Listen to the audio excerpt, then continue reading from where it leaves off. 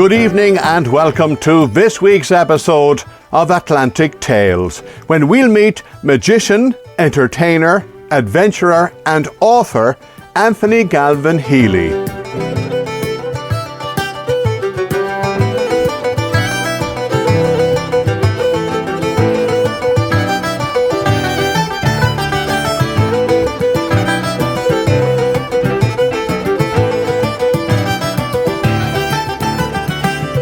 Anthony Galvin-Healy is originally from Ennis, County Clare. He is a full-time children's entertainer, a professional magician and an adventurer with a particular passion for the Earth's colder regions. He studied maths and physics at university, but didn't pursue either field as a career, but did apply to NASA to be an astronaut, not the first unusual position he applied for in his life. Anthony is a former radio and newspaper reporter, but still one of Ireland's most experienced crime journalists. His family has had a long association with the Clare Champion newspaper, so journalism is in his blood. A child of the 60s, Anthony remembers growing up in Ennis. I grew up in Ardnagrana, just up from the railway station.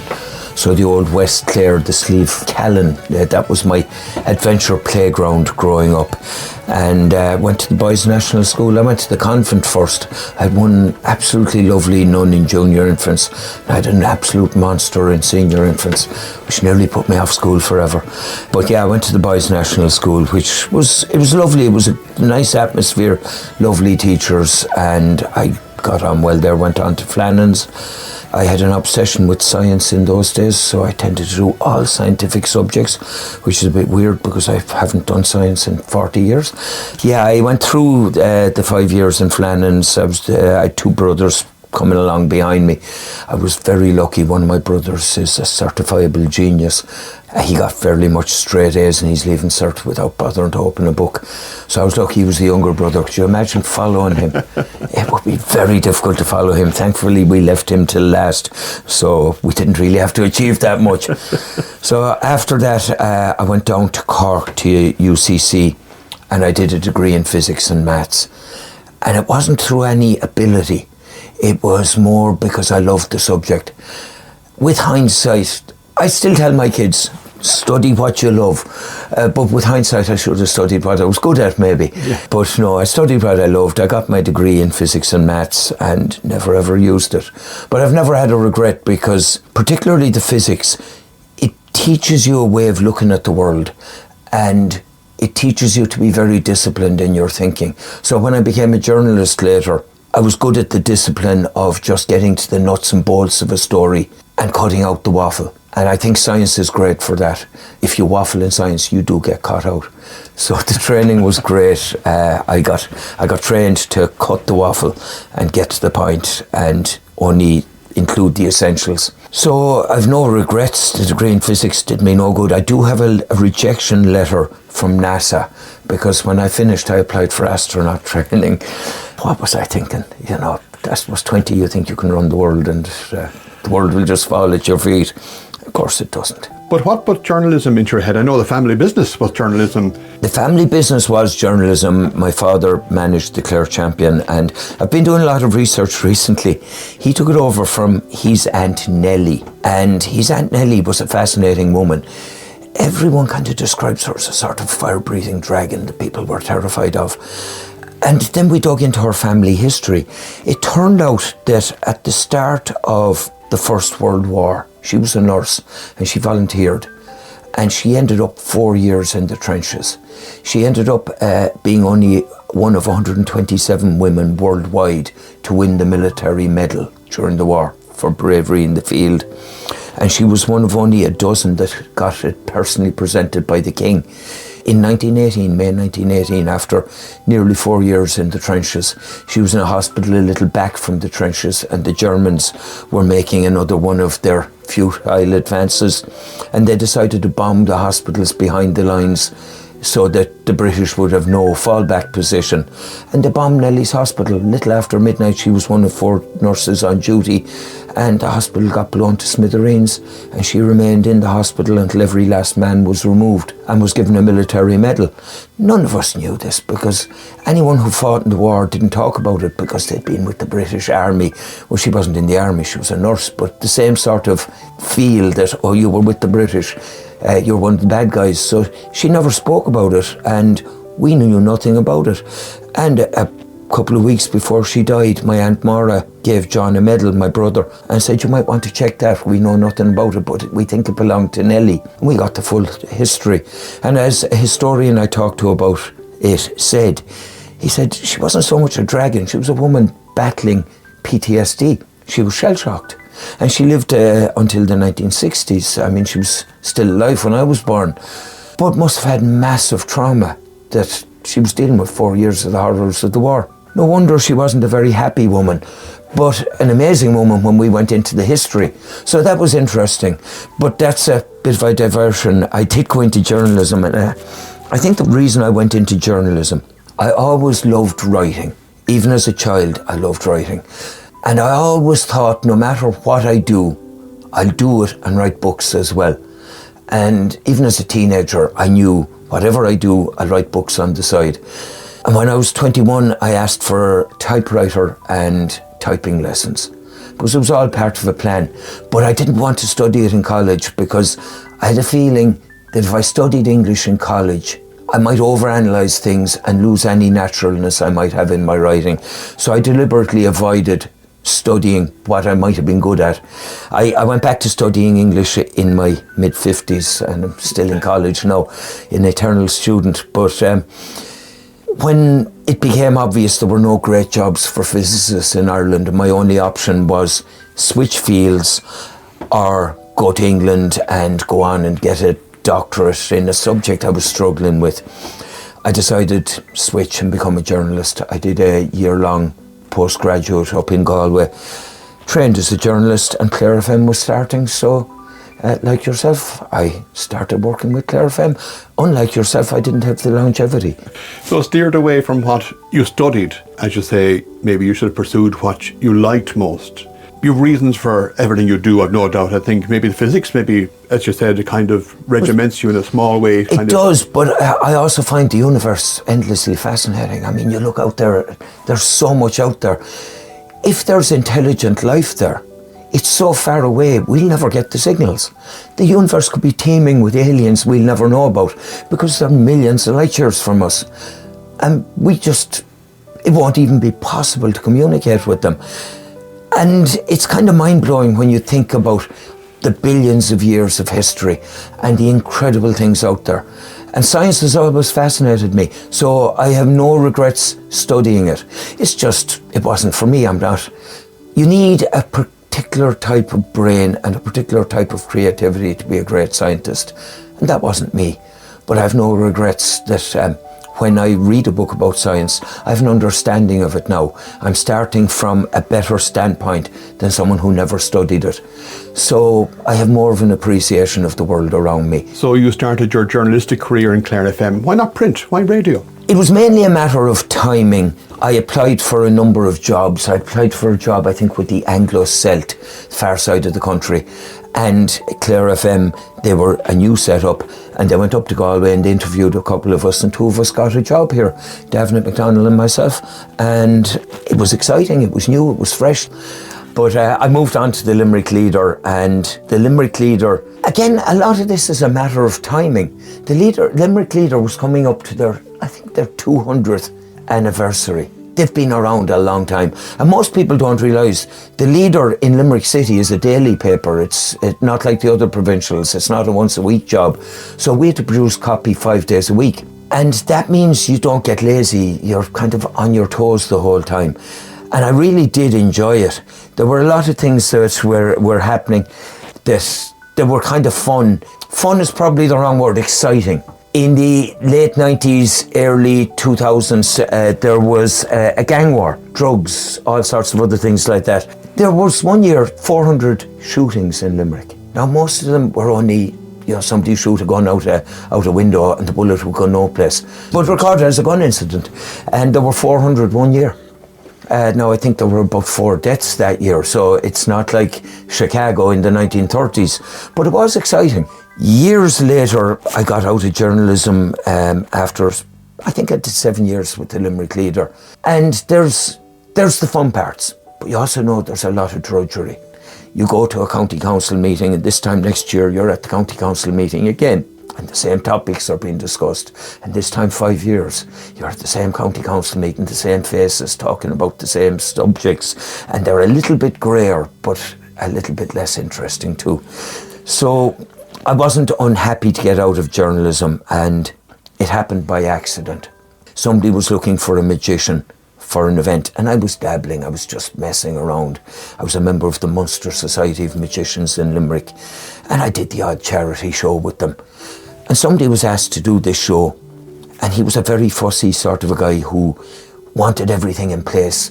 And he thought, well, that show's tomorrow, I'll never be ready for tomorrow. So he said, ring Anthony, he'll do it for you. And I said, sure, why not? I always tend to say yes to everything. And the promoter and myself got on very, very well. In fact, to this day, and I suppose it's 33 or 4 years later, we're still friends. We still talk to each other regularly, even though we haven't worked with each other in 25 years.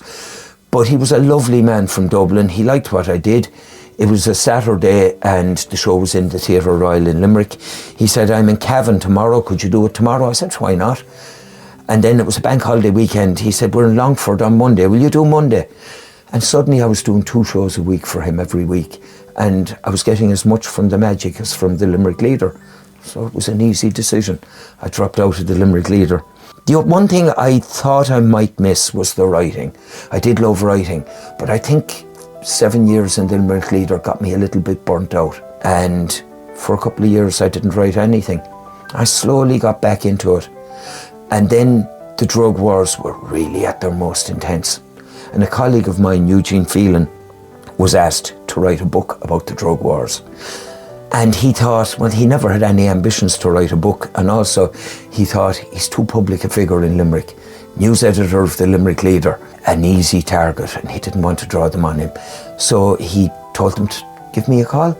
And like the magic, I just said yes. So I got a book deal, which was very unexpected, because I never thought I'd write a true crime book. But I did, and it became the most shoplifted book in Ireland. The most shoplifted book in Yes. Ireland, your crime book. So the writing that you were doing in the Limerick Leader, a lot of that came back to you again later Yes, on. it You did. had a lot of research done at that stage. I did. I knew the main players, and I knew the guards, I knew the detectives, I knew the court system.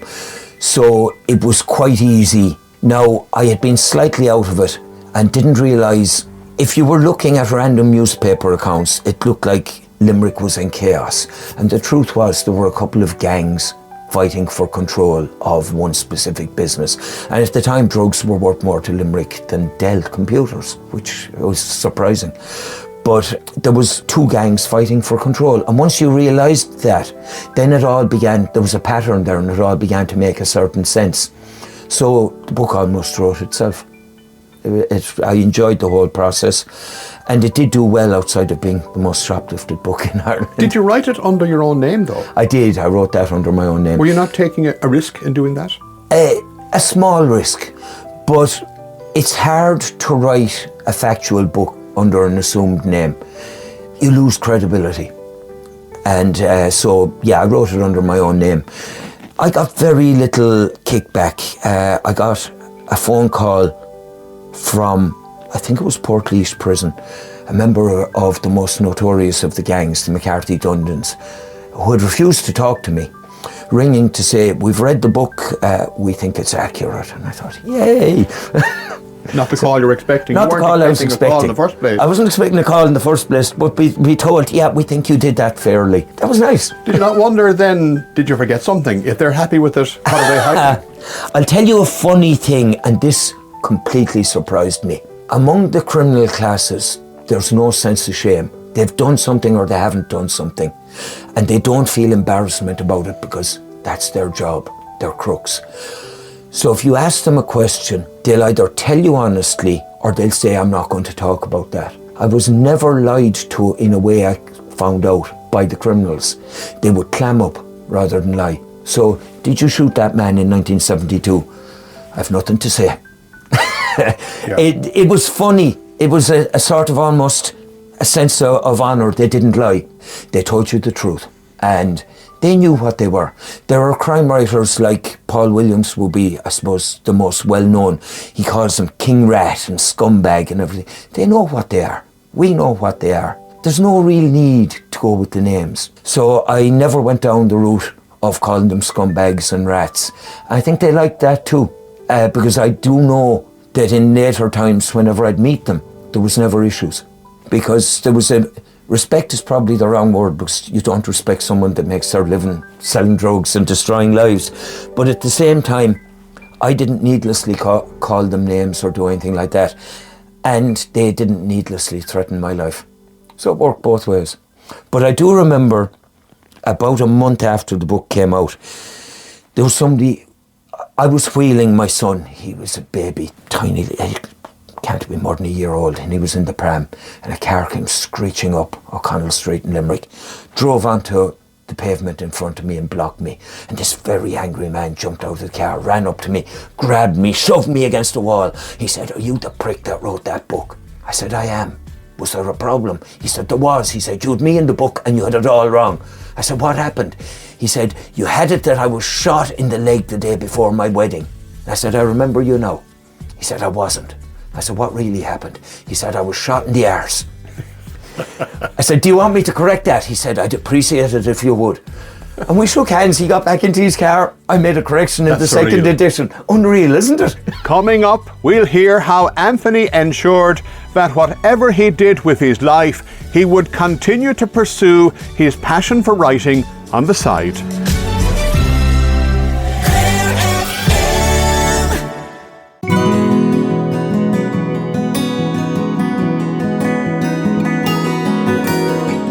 Welcome back to Atlantic Tales.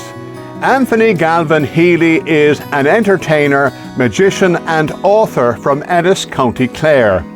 He had an interest in writing from a young age and for his 21st birthday asked for a typewriter and typing lessons. Despite studying maths and physics at university, he pursued a journalistic career, first in radio and later in print. He spent 7 years with the Limerick Leader, where he covered the Limerick drug feud, and later went on to write his first true crime book. After leaving journalism, an opportunity arose and he turned to working as a magician, but knew whatever he did in his life, he would still write and has done so ever since. I started writing all the time then after that. I got lucky. Ryan Tubridy ran a competition to find somebody with an interesting story, and then a ghostwriter would write it. And I don't know how my name was thrown into the mix, but I was hired as the ghostwriter for Ryan Tubridy's Write Your Life competition. So I was a prison officer in Limerick Prison. I wrote his life story. So I got another book out, and then I got a couple of true crime books out. Ring of Death, all about famous Kerry murders, which was interesting. And I got an agent. And around that time, Mills and Boon decided to move into writing thrillers. And you know, Mills and Boon is like a production line. Just, they've right to a formula. They wanted thrillers. And I saw it, and I applied, and they asked me to write a sample chapter, and they were very specific in their instructions. They said, "We have a book, it's going to be set in Illinois in America." Now, luckily enough, my brother was working in Illinois, so I was able to get the feel of the place right. And they gave so many instructions, because they do write to a formula, and I wrote the book, and they paid me. And then they decided they were no longer in the mystery business. And years passed, and I got an email about 2 weeks before Christmas, just roughly 10 years ago. And it was from Penguin, and it said, "Your book will be out tomorrow. This is the front cover." I kind of looked at it and I said, I haven't written a book. And it was under the name Jim Gallows. And I said, that's not my name either. But the book hit Eason's, and I was doing a gig up in Dublin, and I just said to the promoter, I need a 10-minute break. And I ran down to Eason's on O'Connell Street, and there was the book all over the place, and I bought my copy and I took it away and started reading it. And suddenly it came back to me. That was the book I'd written for Mills and Boon 10 years earlier. They'd obviously passed it on to Penguin as a Christmas mystery. So I ended up getting published without knowing anything at all about it. And paid again? Not much. They thought that the initial fee was my advance, and you only get paid after the advance gets paid back. And I got a good fee off Mills and Boon. So I think I saw another couple of hundred after that, and that was it. Another bolt from the blue, not the first. Another bolt from the blue. I wasn't expecting it. Like, I was looking at the cover and saying, that's not my book, I've got someone else's email. So it was a big surprise when I actually started reading it in Easton's and realised, yes, this is my book. The writing became a bigger part of your life for a while as well. There were a number of books. There were a number of books, and I got an agent. She's English but living in America, so she could get deals on both sides of the Atlantic. We got a couple of nice ones. I got to write Foster and Allen's biography, which was good fun. I'm not going to give away any secrets. I am going to say that it was a very enjoyable experience, and so I was a ghostwriter. And I wrote a couple of more true crime books. I wrote a history of the electric chair for the American market. And this is something I discovered years later. My agent just let it slip. Oh yeah, you're a New York Times best-selling writer. And I said, I'm a what? I said, oh, did I never tell you? She said, you hit 15 on the digital best-selling list for 1 week. So it's hardly best-selling author, but yeah, I did reasonably well. Never well enough to make a living at it. A lot of writers struggle to make a living, and it's becoming more and more difficult. 2 years ago, for the first time ever, independently published authors or self-published authors passed out traditional authors in terms of average income. Publishers are no longer paying advances. I got offered an advance by an American publisher recently for what I thought could be a major book if it was promoted right. And they were offering me $800. Like, you convert that to euros, you're not being given a week's wages to write a book. So traditional publishing is getting more and more difficult. And I wrote, just before COVID, or during COVID, I finished it, I wrote a series of 3 thrillers, and the publisher was dreadfully bad. And we fell out, and I took the thrillers off them. And then, about a year and a half ago, I heard of an independent author who had launched a small, bespoke publishing company, and he was only dealing with independent authors. And I made sure to bump into him. And he was giving a talk at a publishing conference in London, and I was attending. And as soon as he took his bow, I jumped onto the stage and followed him into the changing room. And I'm not usually like that. I'm not a pushy man, but I thought, this is my chance.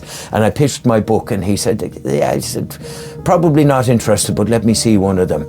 And I got rang back about a week later, send me the second one, and then send me the third one. And then I got an email, my wife is annoyed, I'm up reading every night. Don't send me the fourth, we'll publish them. I hadn't written the fourth. They're on the way, so?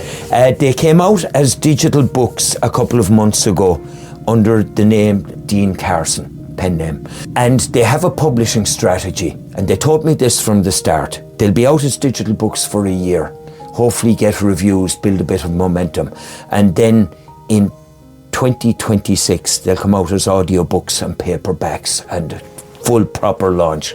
And I thought, yeah, pull the other one. But the audiobooks are in production right now, and they are coming out in spring. So this may or may not be the break. You never know. But you keep trying, you know. What you've done, Anthony, over the years, you've done so much. Magician, author, journalist, broadcaster, writer, and entertainment particularly has been a big part of your life, and going off to Lapland and did that for so many years as well. When did you start? Well, you were doing the work of the magician, going on stage, that was never a problem for you? It was never a problem. I'm a fairly shy person, and if you bring me into a room full of people, I'm in the corner. I don't talk. But an audience is a different beast. You're connecting with a group rather than one-on-one. And I don't think I'm alone in this. A lot of entertainers find that an audience is easy to deal with. A room full of individuals is hard work and terrifying. And so I've never had a problem walking onto a stage. And over the years, I've got comfortable with smaller crowds, so I can walk into a room and entertain people in a room. But if you put me in front of 1,000 people with a good microphone, that's the comfort zone. You put me in front of 3 people and give me a deck of cards and say, keep these people happy. That's well outside my comfort zone. And meeting somebody for the first time that I've never met before, that's so far outside my comfort zone. I'd run a marathon to avoid it. And look at me, do I look like a marathon runner? But on that, you do keep yourself in good shape. Climbing, mountaineering, I love in all the that snow sort of as thing. well. Yeah, I particularly love the cold parts of the world. You know, I went to Lapland for the first time in the late 90s, mid to late 90s. They were looking for somebody to entertain on the plane, and Christmas is the time entertainers make a lot of money. And I got the call, and my wife at the time, Kathy, lovely woman, she knew that I was thinking, they're offering very little money and that's a busy Saturday and I'll be in Lapland and I'll miss out on the money. And she said, you Egypt, go to Lapland. You have always wanted to go to the Arctic. And, oh, you're right. And somebody's now paying me. So I went and I had a ball there. And we spent the next 25 or 26 years going there and entertaining. We went out the first day just entertained on the flight, spent 6 hours in Lapland, fell in love with the place. And then Kathy, being a shrewd businesswoman, rang them and said, do you ever want magicians actually in the place, not just on the flights? And they said, yeah, we were actually looking for somebody for next year. So we got several seasons out of it. My son got his first 12 Christmases in Lapland. My daughter got her first 7 Christmases in Lapland. And it was fantastic, and it gave me a real feel for the cold in the Arctic, and to be out in minus 30 and take a long walk through the woods. There's nothing quite like it. And luckily enough, we had to work about an hour to an hour and a half every evening, and it was in the evening, which meant if you got up early, you could have 5 or 6 hours wandering through the woods, climb a local mountain, and as long as you staggered back 5 minutes before your performance, all was good. The boss didn't care. And that was wonderful. My son Sam took to it like a duck to water. At one resort where we were for a few years, Sam kept being rescued by people and brought back to the hotel. And the hotel manager eventually found a pink high-vis jacket and sent the word around to everyone in the local community. If you see a kid lost up a mountain in a pink high-vis jacket, that's Sam. He knows what he's doing. Leave him alone. Don't rescue him. And Sam would always be back in time for dinner. So he'd get up in the morning and he'd walk out, and he could spend 7 or 8 hours wandering through the snow on his own. And to this day, he still loves mountaineering, rock climbing, all that sort of thing. Something you do yourself, of course. I love that too. Yeah. I tell you, I used to love caving when I was young, and the Burren has the best caves. And about 10 years ago, I thought, wouldn't it be nice to go down a cave again? And I'd put on a lot of weight. I was over 20 stone. I got stuck.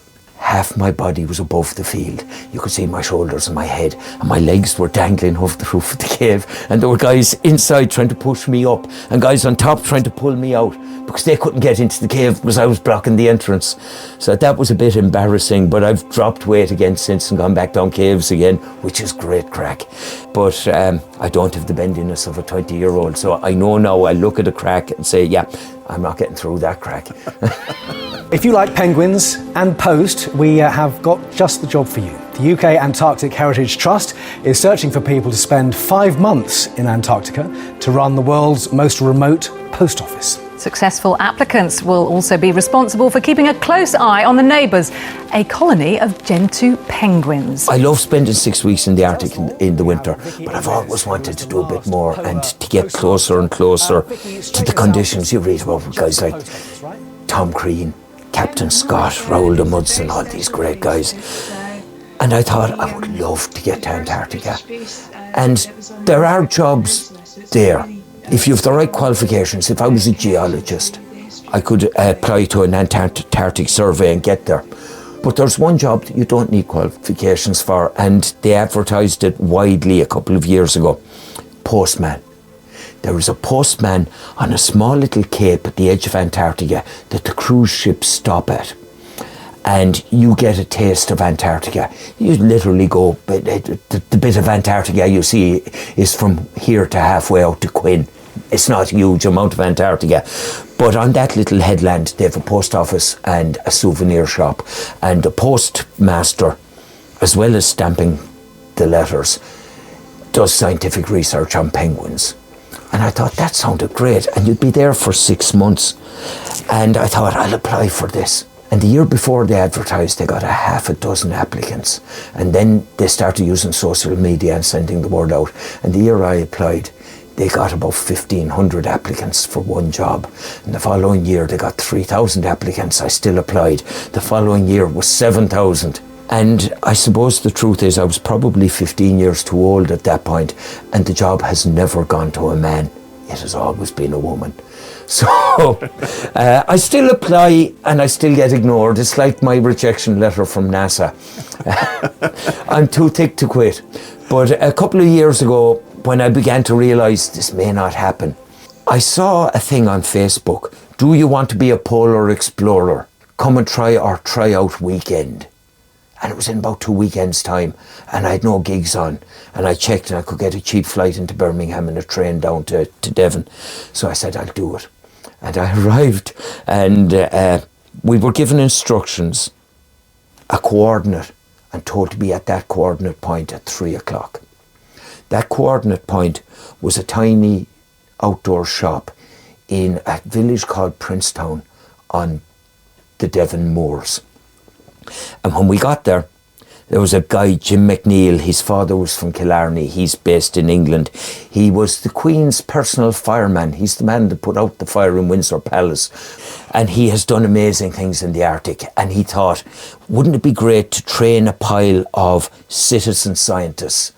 Start from scratch, bring them up to the level of skill that you can put them out for a couple of months in the high Arctic and let them do real scientific research. And that was his project, and that's what I landed in the middle of. And they had to test us, and that first weekend was the test. If you failed the test, thanks for trying, but if you passed the test, you could go on to the next step, and the test was intense. We had to leave everything behind us in his shop except our coats. And then we set out and we hiked across the moors for 6 hours, took a 10-minute break to do mental maths problems, then hiked for 6 hours, took a 10-minute break, and that was the way. We went 36 hours with only those 10-minute breaks. And in that 36 hours, we were given a half a Mars bar and 1 cup of water. And his idea was to see how we would cope with extreme hunger and dehydration.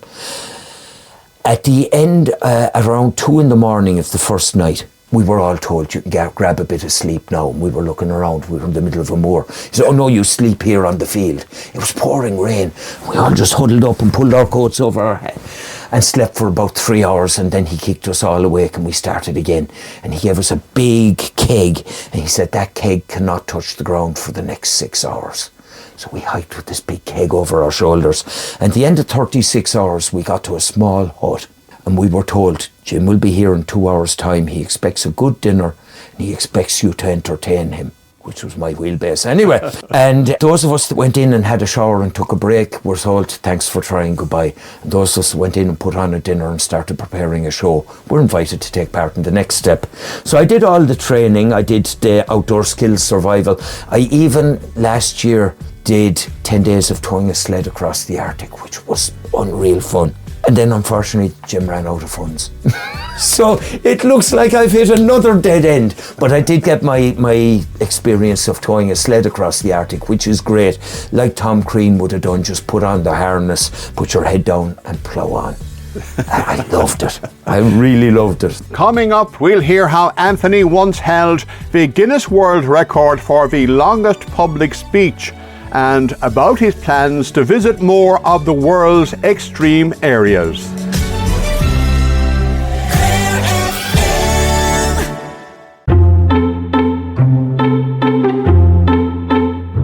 Welcome back to Atlantic Tales. Anthony Galvin-Healy is from Ennis, County Clare. He has always been fascinated by the sciences and studied maths and physics at university, but didn't pursue either subject as a career path.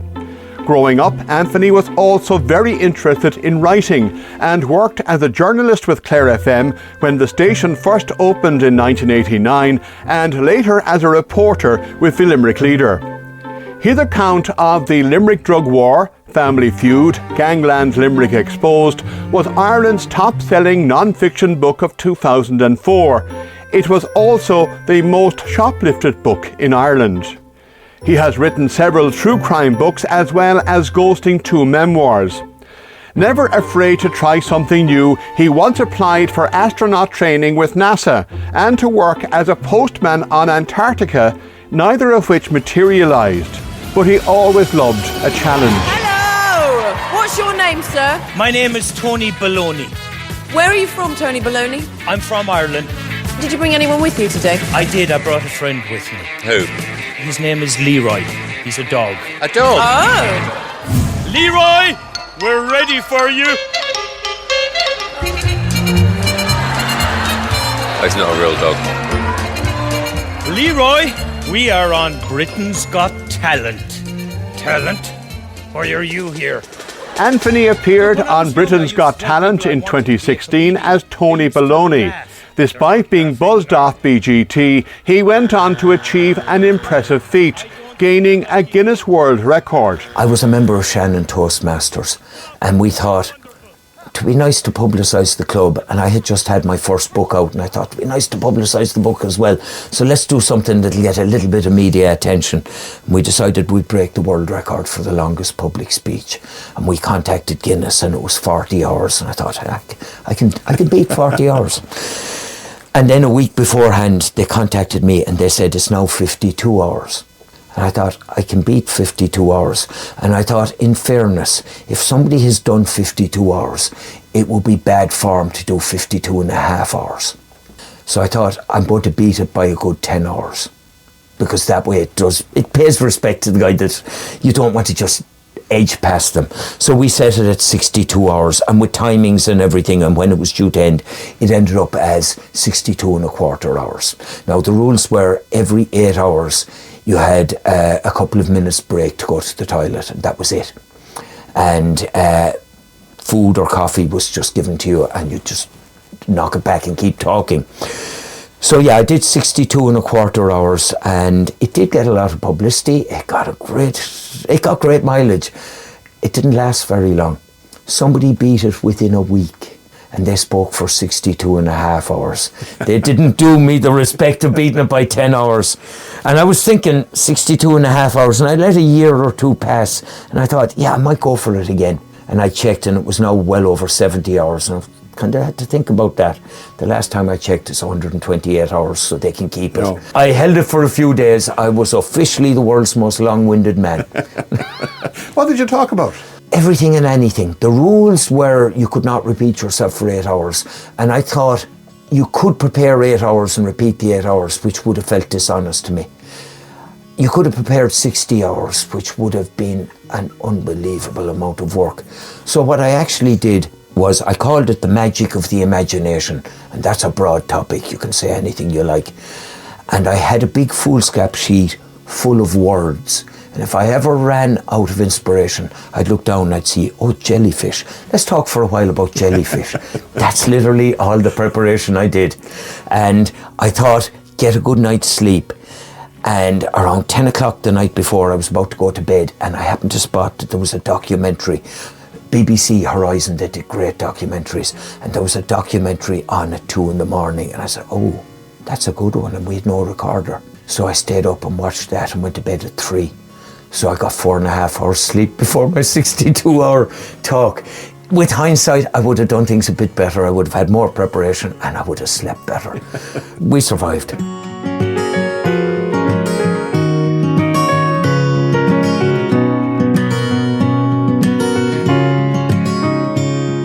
My business these days is one that I have to honestly say is probably the most satisfying work I've ever done. And like most things in life, I fell into it slightly by accident. Yet I saw an ad, the Heritage Council were looking for experts to go in and talk in schools. And I had written a one-man play about O'Sullivan Beara, the guy that lost the Battle of Kinsale. He was the leader of the Munster Army, and the British forgave the others. They did not forgive Donal O'Sullivan, and they were going to execute him. And they were following his people. They massacred most of his people on Dursey Island, and in the end he knew the only thing he could do was try to escape up north. And on New Year's Eve he left Glengariff with 1,000 people. By the time he got to Leitrim Castle 2 weeks later, only 36 had survived the march. The rest had either starved or been shot or died of cold. It was an extreme cold winter. And I thought it's a fascinating story, and I wrote a play about it, a one-man play. And it coincided with the end of COVID. We had planned a run and then we went into lockdown again. And then it sat in my drawer for a while. And then the Heritage Council were looking for people. And I thought, if I apply for that and I go around talking about O'Sullivan Bear, it'll revive my interest. I'll get that play off the ground. So I applied and I got the job. And I have to go into schools and just tell history in interesting ways. And we met in Kilkenny and they were inducting us in and training us. And they said, is there anything else any of you can talk about it? And I thought, I'm obsessed with the North Pole, the South Pole. I said, I can talk about Tom Crean and Antarctica. They said, done. And then I went out for my lunch and saw a book about Irish piracy in a bookshop. Because I tend to still take my lunch in bookshops. I'd grab a quick sandwich and spend 3/4 of an hour in a bookshop. I thought, maybe Irish pirates. I came back, I'm an expert in Irish pirates. I was at the end of a week because I studied everything. But turned out nobody in the world wanted to hear about Donal O'Sullivan Bear. But they all wanted to hear about Tom Crean and the pirates. So I go around to schools and I bring those stories alive. In Clare, we're very lucky. We have Eddie Lenihan, and he's still with us. And I know he's getting old now, but fingers crossed he'll be with us for a good number of years yet. You'd have been growing up listening to him too, like myself. The man can bring a story alive. And I love those old shanachis. And what I try to do is I try to bring the sort of techniques they'd used to make a thing come alive. And all the public speaking experience and entertainment experience I've had over the years to make sure when I tell a story, the kids will remember it. And the schools are responding well, so I'm going around to an awful lot of schools telling those stories. And I'm still doing the magic, but it means I can regularise my week and make sure I take a day off to do things like get back to the writing. And at the moment, the big thing I'm trying to do is, I mentioned it earlier, I have books coming out as audiobooks. I'm going to write the final 2 books in that series, so there will be 7 books out by May. There'll be paperbacks, audiobooks, and digital books. And if that works, I want to write a series of books based in a slightly fictionalised village in West Clare, a police series. There's a couple of reasons. One is it's commercial. Americans love anything with the west of Ireland. But the other reason is the place is full of characters and full of great places.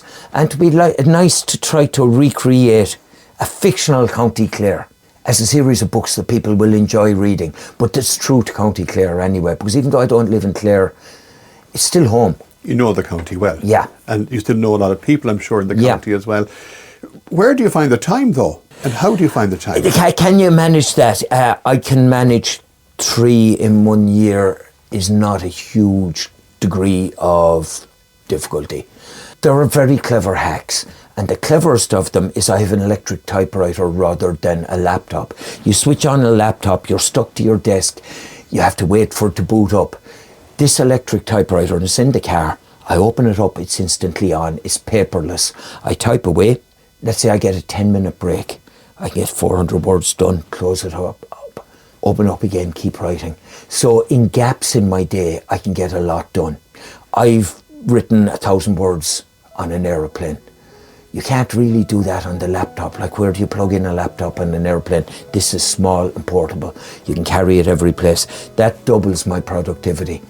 And I find it's slow to start something.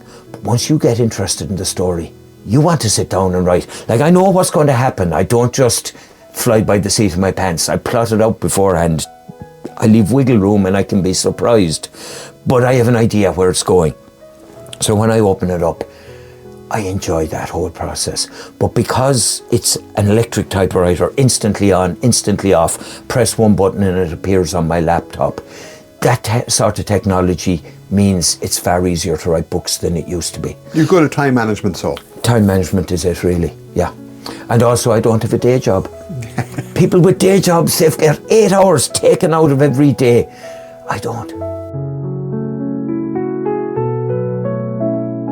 Any other plans then for the future? Any mad trips planned? I do, and this is a funny one.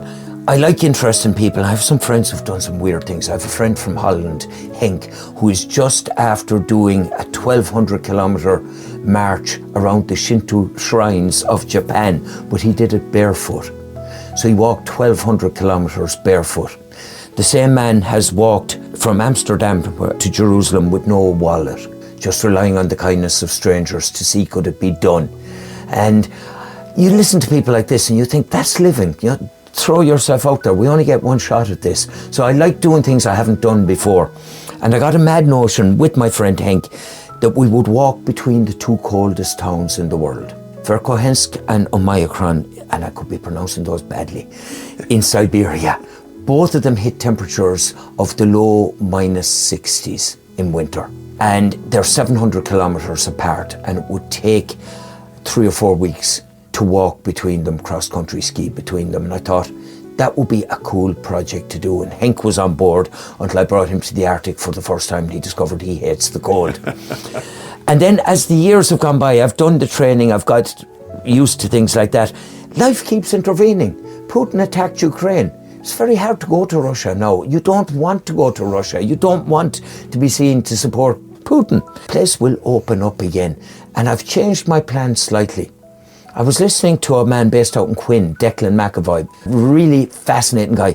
Indeed. He goes all around the world on the motorbike. And he was given a lecture, a charity thing in Kenmare, just talking about his adventures. I said, I need a motorbike. Well, I have the motorbike. So I'm going to see how much of the world I can see on a motorbike. And once I'm confident and competent, now I'll be confident a lot earlier than I'm competent, but once I'm competent, I wonder, could I do that trip between those two cold towns along the frozen roads in midwinter and just take the motorbike and do it in 2 weeks instead of 6 weeks? So that's the glimmerings of a plan in my head. I really hope that I can see some extreme parts of the world.